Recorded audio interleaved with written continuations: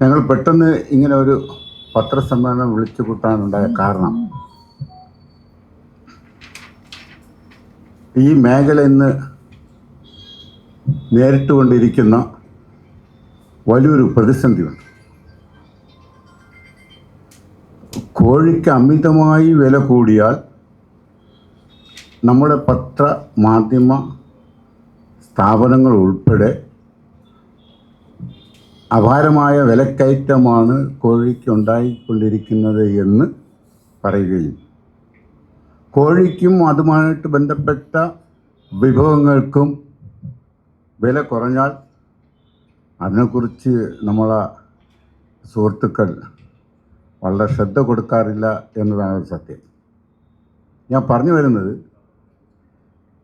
കേരളത്തിലെ ഏറ്റവും വലിയ ഒരു കാർഷിക മേഖലയാണ്, ഏറ്റവും മുൻപന്തിയിൽ നിൽക്കുന്ന കാർഷിക മേഖലയാണ് കോഴി കർഷകരുമായിട്ട് ബന്ധപ്പെട്ട ഈ വലിയൊരു പ്രസ്ഥാനം. നമ്മളെ സർക്കാർ ജോലികളിൽ പോലും 5 ലക്ഷവും 6 ലക്ഷവും പേർ പണിയെടുക്കുമ്പോൾ ഈ മേഖലയിൽ മാത്രം ഏറ്റവും കുറഞ്ഞത് 5 ലക്ഷത്തിൽ പരം ആൾക്കാർ പ്രത്യക്ഷമായും പരോക്ഷമായും പണിയെടുത്ത് ഈ രാജ്യത്തിൻ്റെ പുരോഗതിക്ക് വേണ്ടി പണിയെടുത്തുകൊണ്ടിരിക്കുന്ന ഒരു വിഭാഗത്തിൻ്റെ വക്താക്കളാണ് ഞങ്ങൾ. അവർക്ക് ഈ പ്രസ്ഥാനം മുന്നോട്ട് കൊണ്ടുപോകണമെങ്കിൽ പണ്ടത്തതുപോലെയല്ല, വലിയ പ്രതിസന്ധിയാണ് നമ്മൾ നേരിട്ടുകൊണ്ടിരിക്കുന്നത്. കാരണം തൊട്ടടുത്ത സംസ്ഥാനങ്ങളിലെ ഈ മേഖലയുമായിട്ട് ബന്ധപ്പെട്ടുകൊണ്ടിരിക്കുന്ന വൻകിട കമ്പനികൾ, ഒരു പക്ഷേ 10-40 വർഷങ്ങൾക്ക് മുമ്പ് അവർ വളരെ എനിക്ക് നേരിട്ടറിയാവുന്നതാണ്. ഇവിടുത്തെ ഏറ്റവും വലിയ കമ്പനി സുഗുണ, ശാന്തി, VHL പോലുള്ള വലിയ വലിയ കമ്പനികൾ, അവരെല്ലാം 10, 40, 50 വർഷങ്ങൾക്ക് മുമ്പേ ഈ മേഖലയിൽ വളരെ ചെറിയ സംരംഭമായി തുടങ്ങിയവരാണ്. പക്ഷെ അവർ ഇന്ന് ഒരു സംസ്ഥാനത്തിനെ പോലും വിലയ്ക്ക് വാങ്ങിക്കാൻ കെൽപ്പുള്ള സാമ്പത്തിക ശേഷിയുള്ളവരായി വളർന്ന് ഈ മേഖലയിൽ നിന്നുകൊണ്ട്. പക്ഷെ കേരളത്തിൻ്റെ അവസ്ഥ, ഏറ്റവും കൂടുതൽ ഇന്ത്യയിൽ ഏറ്റവും ചെറിയ സംസ്ഥാനമായ കേരളത്തിലാണ് ഏറ്റവും കൂടുതൽ കോഴി ഇറച്ചി ആൾക്കാർ ഭക്ഷിച്ചുകൊണ്ടിരിക്കുന്നത്. 30 ലക്ഷം കിലോയ്ക്ക് മുകളിൽ ഒരു ദിവസം ജനങ്ങൾ ഈ കേരളത്തിലെ ജനങ്ങൾ ഇത് തിന്നു തീർക്കുകയാണ്. 2-2.5 കോടിയിലധികം മുട്ട ഒരു ദിവസം കൂടി ചിലവാക്കിക്കൊണ്ടിരിക്കുന്നു. ഇതൊന്നും നമുക്കാർക്കും അറിയില്ല. പക്ഷേ ഇതിൻ്റെ എല്ലാം ഫലങ്ങൾ കൊണ്ടുപോകുന്ന അന്യ സംസ്ഥാനത്തിൻ്റെ കച്ചവടക്കാരാണ്. ഈ മേഖലയെ വ്യവസായ മേഖലയായി പ്രഖ്യാപിക്കുകയോ കാർഷിക മേഖലയ്ക്കുള്ള ആനുകൂല്യങ്ങൾ കൊടുക്കുകയോ സർക്കാരുകൾ ചെയ്യുന്നില്ല. കാർഷിക മേഖലയായിട്ട് ഇത് പ്രഖ്യാപിക്കുകയാണെങ്കിൽ കേരളത്തിൽ സ്വയം പര്യാപ്തതയിലെത്താൻ ഈ കേരളത്തിലെ ഈ കർഷകർക്ക് കഴിയും. മറിച്ച് ഇതിന് വ്യവസായ മേഖലയുമില്ല, കാർഷിക മേഖലയുമില്ല, ഒരു ഉഴമ്പ നയമാണ് ഈ മേഖലയെ നമ്മളെ സർക്കാരുകൾ നേരിട്ടുകൊണ്ടിരിക്കുന്നത്. അതിന് ഫലപ്രദമായ ഒരു നിയമ സംഹിത ഈ മേഖലയ്ക്ക് വേണ്ടി സർക്കാരുകൾ ഉണ്ടാക്കണമെന്നാണ് ഞങ്ങൾക്ക് ആദ്യമായി നിങ്ങളോട് അഭ്യർത്ഥിക്കാറുള്ളത്. ഒരു കോഴിയെ സംബന്ധിച്ചിടത്തോളം, ഒരു കോഴി കർഷകനെ സംബന്ധിച്ചിടത്തോളം അയാൾ ജീവമരണ പോരാട്ടം നടത്തിയാണ് ഈ മേഖലയിൽ പിടിച്ചിരിക്കുന്നത്. 130 രൂപ 135 രൂപ ശരാശരി 1 കിലോ കോഴിക്ക് അത് വളർത്തിയെടുക്കുമ്പോൾ ആവശ്യമായി വരുന്നു. വിപണിയിൽ കിട്ടുന്നത് 100-110 രൂപയാണ്. അവൻ 10-20 രൂപ നഷ്ടത്തിലാണ്. ചില സാഹചര്യങ്ങളിൽ വില കയറി വരാറുണ്ട്.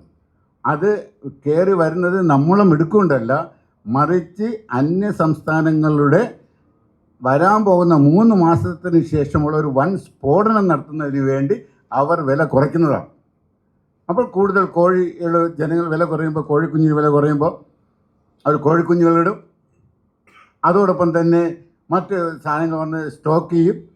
അത് വലുതായി വരുമ്പോഴത്തേക്കും വിപണിയിൽ കോഴി അമിതമായി വരികയും ജനങ്ങൾക്ക് ആവശ്യത്തിലധികം വിപണിയിൽ കോഴി വന്നെത്തുമ്പോഴത്തേക്കും കോഴിയുടെ വില ഇടുകയും ഈ പാവപ്പെട്ട കർഷകർ മുഴുവനും ആ ബിസിനസ് നിർത്തിവെച്ച് തിരിച്ചു പോവുകയും ചെയ്യുന്ന ഒരവസ്ഥയാണ്.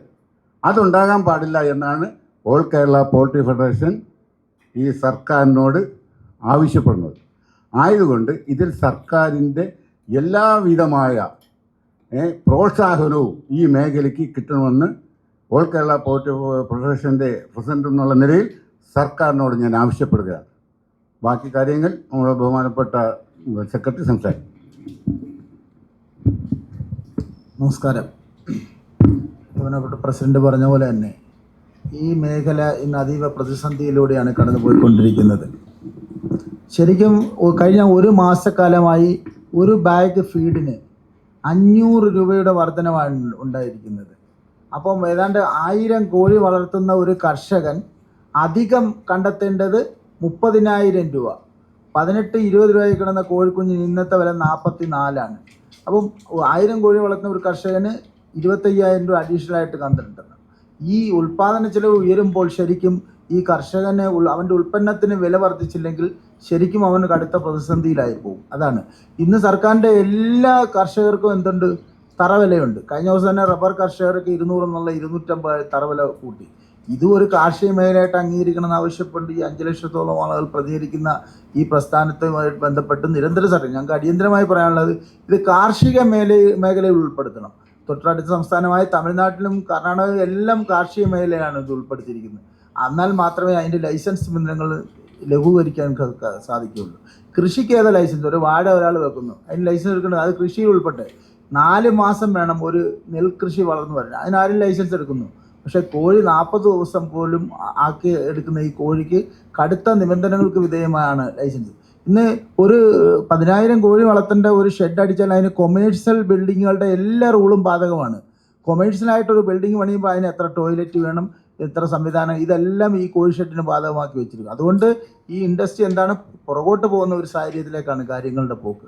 അതുകൊണ്ട് അടിയന്തരമായി ഞങ്ങൾക്ക് പറയാനുള്ളത് ഇതിനെ കാർഷിക മേഖലയിൽ ഉൾപ്പെടുത്തുകയും അന്യ സംസ്ഥാനത്ത് നിന്ന് എല്ലാ ലോണ്, അതുപോലെ തന്നെ സബ്സിഡിയോടുകൂടിയ ലോൺ, അതുപോലെ ഇൻഷുറൻസ് പരിരക്ഷ, ഇതൊന്നും ഇവിടുത്തെ കേരളത്തിലെ കർഷകന് ലഭിക്കുന്നില്ല. അപ്പോൾ അത് ലഭിച്ചാൽ മാത്രമേ അന്യ സംസ്ഥാനത്തു നിന്നുള്ള വരവ്, ഇപ്പോൾ 2 രൂപ ട്രാൻസ്പോർട്ടിങ് മാത്രമേ ഉള്ളൂ വ്യത്യാസം. ഇപ്പോൾ തെങ്കാശിയിൽ നിന്ന് കോഴി കൊല്ലം ജില്ലയിലോ തിരുവനന്തപുരത്തോ കൊണ്ടുവന്ന് 1.5 രൂപ 2 രൂപ വ്യത്യാസം. അപ്പോൾ ഇവിടുത്തെ കർഷകന് പിടിച്ചിരിക്കുക. ഇവിടുത്തെ വിലക്കുറവ്, അവിടെ തീറ്റയ്ക്ക് കോഴിക്കുഞ്ഞിനും വിലക്കുറവ്, അതുപോലെ തന്നെ അവിടെ കറണ്ട് ഫ്രീ, മറ്റ് സംവിധാനങ്ങളെല്ലാം കിട്ടുന്നു. പക്ഷേ ഇതൊന്നും ലഭിക്കാത്ത നമ്മുടെ കേരളത്തിലെ കർഷകർ ബുദ്ധിമുട്ടുകയാണ്. അപ്പോൾ അതുകൊണ്ട് തന്നെ സർക്കാർ ഇതിനെ കാർഷിക മേഖലയിൽ ഉൾപ്പെടുത്തണം. ഷെഡുകൾ ഇപ്പം കർണാടകത്തിലേക്ക് ഒരു കോഴി വളർത്തുന്ന ഒരു സ്ഥലം കണ്ടാൽ അവരൊന്നും നോക്കില്ല, ഷെഡ് വെച്ച് നമ്മുടെ സേഫ് നോക്കിക്കൊണ്ട് ഷെഡ് വെച്ചാൽ ഉടനെ നമുക്ക് അവിടെ ആ കൃഷി സ്റ്റാർട്ട് ചെയ്യാം. പക്ഷേ ഇവിടെ അങ്ങനെയല്ല. ഇവിടെ ഈ വൻകിട ബിൽഡിങ്ങുകൾക്ക് ഭാഗമായ എല്ലാ ടാക്സുകളും വൺ ടൈം ടാക്സായി 10,000 സ്ക്വയർ ഫീറ്റ് ഒരു ഷെഡ് അടിച്ചു കഴിഞ്ഞാൽ 2 ലക്ഷം രൂപ ടാക്സ് ഇനത്തിൽ തന്നെ റവന്യൂ വകുപ്പ് ചുമത്തുകയും അധിക സെസ്സുകൾ ഏർപ്പെടുത്തുകയും ചെയ്യുന്നു. അപ്പോൾ ഇതെല്ലാം ഈ കർഷകരെ ഈ മേഖലയിൽ നിന്ന് പിന്നോട്ടടിക്കുകയാണ്. അതുകൊണ്ട് തന്നെ ഉൽപ്പാദന ചെലവ് ഉയരുമ്പോൾ കർഷകന് സ്വാഭാവികമായിട്ടും വില കയറി. ഇപ്പം തന്നെ ഈ വരുന്ന തീറ്റയ്ക്ക് വില കൂടിയെങ്കിൽ പോലും അതിന് ക്വാളിറ്റി ഇല്ല. കാരണം 1.5 കിലോ തീറ്റ തിന്ന് 1 കിലോ കോഴി ഉണ്ടാകുന്ന സ്ഥാനത്ത് ഇപ്പം 2 കിലോ തീറ്റ കഴിച്ചാലും 1 കിലോ കോഴി അത് ബോഡി വെയിറ്റ് ചെയ്യാത്ത ഒരു സാഹചര്യത്തിലേക്കാണ് കാര്യങ്ങൾ മുന്നോട്ട് പോകുന്നത്. അതുകൊണ്ട് കർഷകൻ അതീവ പ്രതിസന്ധിയിലൂടെയാണ് കടന്നു പോകുന്നത്. ലോൺ ലഭിക്കുന്നില്ല, അവന് ഇൻഷുറൻസ് പരിരക്ഷയില്ല. ഇതൊക്കെ ആയിട്ട് നിരന്തര സർക്കാരിൻ്റെ മുമ്പിൽ നമ്മൾ ഇതുമായി സമീപിച്ചതാണ്. പക്ഷേ സർക്കാരിൻ്റെ ഭാഗത്ത് നിന്ന് ഇതേവരെ അനുകൂലമായ ഒരു നിലപാടില്ല. അതുപോലെ തന്നെ പക്ഷിപ്പനി എല്ലാ വർഷവും നമ്മുടെ കേരളത്തിൽ റിപ്പോർട്ട് ചെയ്യുന്ന ഒരു സാഹചര്യമുണ്ട്. ഇപ്പം തന്നെ വേമ്പനാട് കുട്ടനാട്ടിൽ നിന്നാണ് ഇതിൻ്റെ ഉത്ഭവ കേന്ദ്രം, ആലപ്പുഴയിൽ.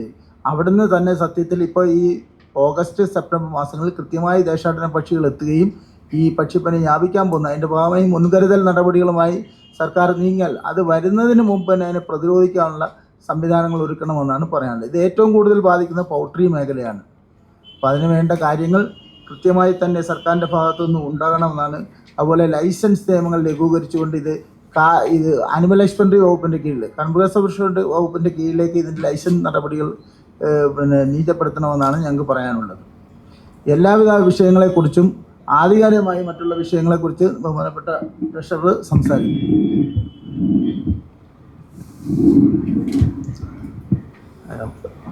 പോൾട്രി മേഖലയിലെ വിവിധ പ്രശ്നങ്ങൾ പറഞ്ഞു കഴിഞ്ഞു.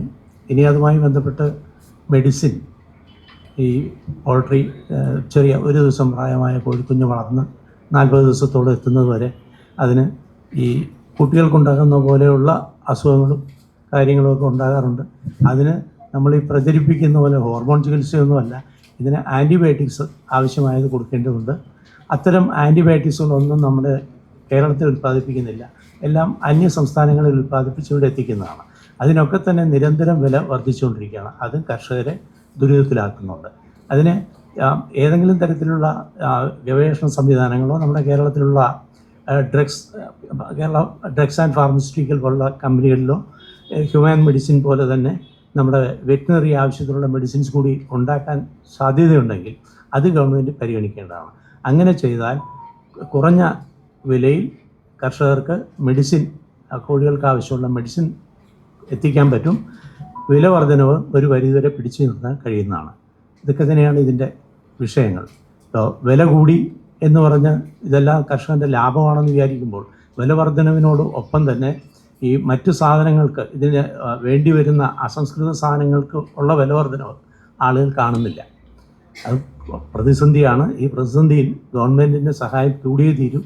അത് ആവശ്യപ്പെടാനാണ് ഇവിടെ ഞങ്ങൾ എത്തിയിരിക്കുന്നത്.